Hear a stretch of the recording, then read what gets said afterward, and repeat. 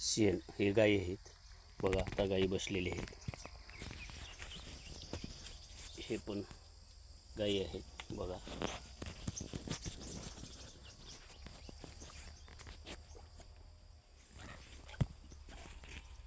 आता मी गायीच्या समोर उभा आहे. शेतकरी युवा नागनाथ केंद्रे.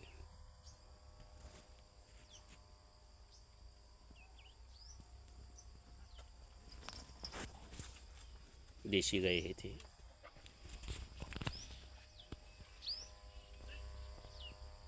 तर गायीचे फायदे, गायीचं गोमूत्र आणि गायीचे शेण याबद्दल आपण या व्हिडिओमध्ये माहिती सांगणार आहे.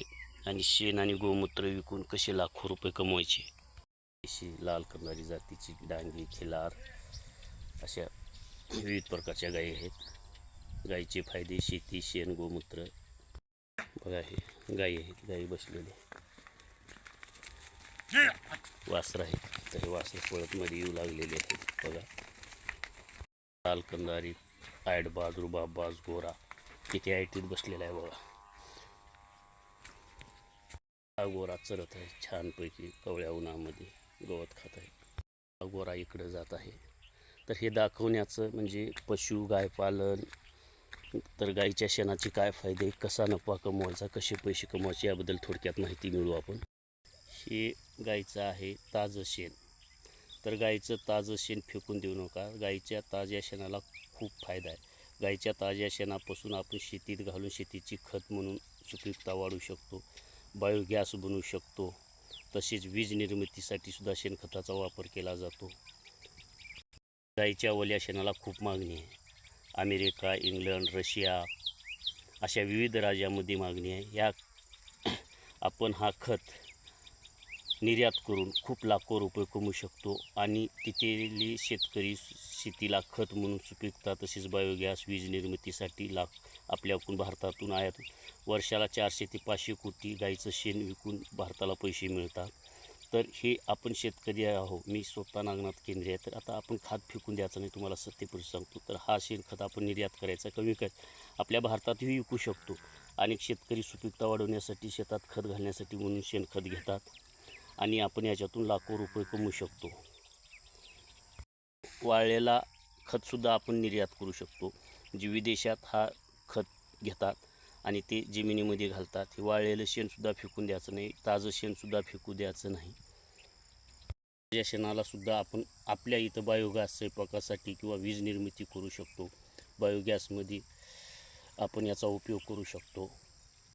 वाळलेला खतसुद्धा आपण, आणि भारतातसुद्धा खूप वाळलेल्या शेणाला मागणी आहे. विधीसाठी शास्त्रानुसार शेणाच्या गाईच्या देशी गौऱ्या होमासाठी ह्याच्यासाठी वापर आपण ऑनलाईनसुद्धा विकू शकतो.